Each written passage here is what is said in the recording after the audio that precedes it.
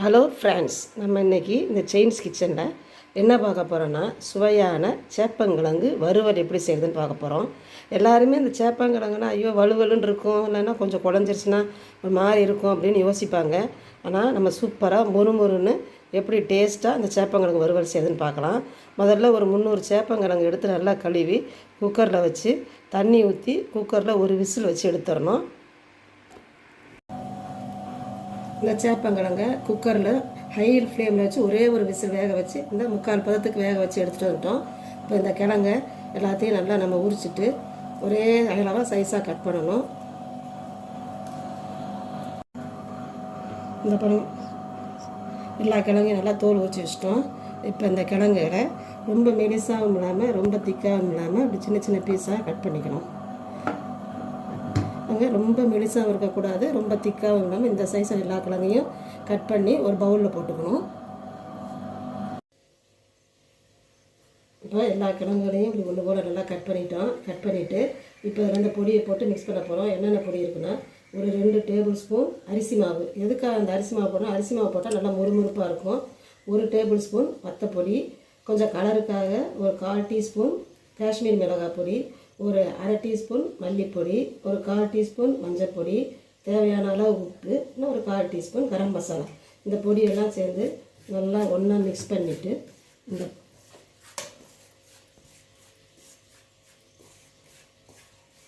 இந்த கிழங்குல அப்படியே நல்லா தூவி நல்லா நம்ம பிசைஞ்சு விட்டுறணும்.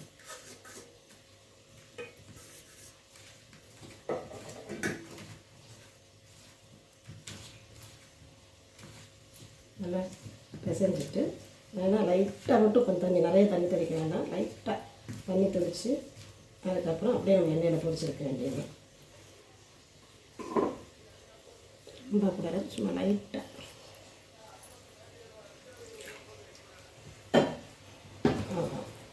பிசைஞ்சாச்சா? எல்லா இதுலேயும் கிழங்கு நல்லா பொடிகள் ஒன்று போல் மிக்ஸ் ஆகிடுச்சு பாருங்கள்.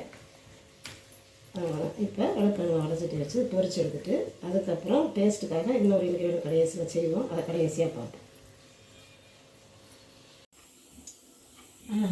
அடுப்பை பற்ற வச்சுட்டு இந்த அகலமான அடிகனமான ஒரு பேன் அடுப்பில் வச்சுட்டு எண்ணெய் ஊற்றி எண்ணெய் காய்ஞ்ச உடனே மீடியம் ஃப்ளேமில் வச்சு கிழங்குகளை போட்டு பொரிச்சு எடுத்துடணும்.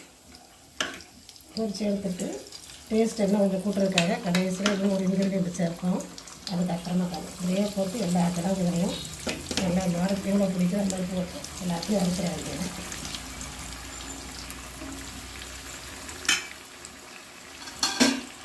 முதல்ல கிளறிடக்கூடாது, லேசாக வெந்த பிறகு கிளறி பார்க்கணும்.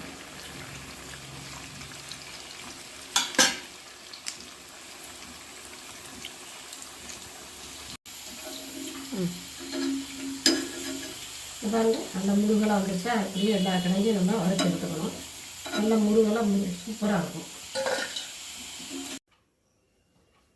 இப்போ திரும்ப அடுப்பை பற்ற வச்சு ஒரு அடிக்கனமான வானலை வச்சு ஏற்கனவே நம்ம கிழங்கு வறுத்தோம்னா அந்த எண்ணெயில் கொஞ்சம் போல் புளி கரண்டி ஊற்றிட்டு எண்ணெய் நல்லா காஞ்ச உடனே நம்ம கடுகு போடணும். இது எதுக்கு எண்ணெய் கடைசியில் அப்படி போடும்போது இன்னும் டேஸ்ட் ரொம்ப நல்லாயிருக்கும்.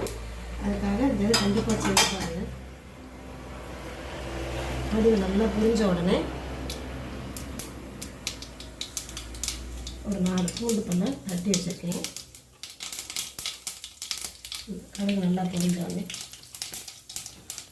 இந்த பூண்டு பல்லை போட்டுட்டு ஒரு 2 காஞ்ச மிளகாய் கிள்ளி வச்சு ஒரு கொத்து கருவேப்பிலை நல்லா போட்டு நல்லா முருகலாக வறுத்துக்கணும். நல்லா வறுத்துக்கணும். வறுத்துட்டு அதுக்கப்புறம் கொஞ்சம் போல் பெருங்காய பொடி. இதெல்லாம் எதுக்கு போடுறோன்னா, சில பேருக்கு இந்த சேப்பங்கிழங்கு சாப்பிட்டா கேஸ்ட்ரிக் ட்ரபிள் வரும். அதுக்காக நம்ம இந்த பூண்டு பெருங்காயம் போடும்போது அந்த பிரச்சனை இருக்காது. சுவையும் ரொம்ப சூப்பராக இருக்கும். அவ்வளோதான். நல்லா பூண்டு கருவேப்பிலையெல்லாம் நல்லா முருகலாகிற வரைக்கும் நல்லா வறுத்துக்கணும்.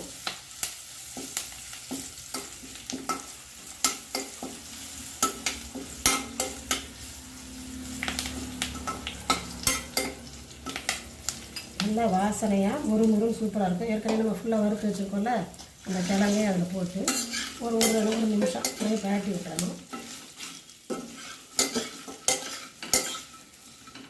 அந்த பூண்டு கருவேப்பிலை வாசனையோட முறுமுறுன்னு சேப்பங்கிழங்கு சாப்பிடும் பொழுது சுவை அவ்வளோ அருமையாக இருக்கும். நீங்களும் அது மாதிரி செஞ்சு பாருங்கள். அவ்வளோதான், முடிஞ்சிடுச்சு.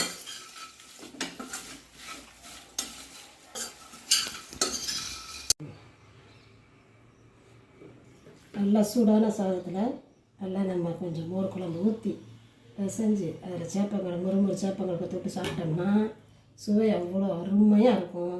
நீங்களும் அது மாதிரி சாப்பிட்டு பாருங்கள். அப்படி எடுத்து அப்படி சாப்பிட்டோம்னா இவ்வளோ நல்லாயிருக்கும். நம்மளுக்கு சுவையான சூப்பரான சேப்பங்கிழங்கு வறுவல் ரெடி. நீங்களும் இதே மாதிரி உங்கள் வீட்டில் செஞ்சு பாருங்கள். பிடிச்சா லைக் பண்ணுங்கள், ஷேர் பண்ணுங்கள், சப்ஸ்கிரைப் பண்ணுங்கள். தேங்க்ஸ் ஃபார் வாட்சிங்.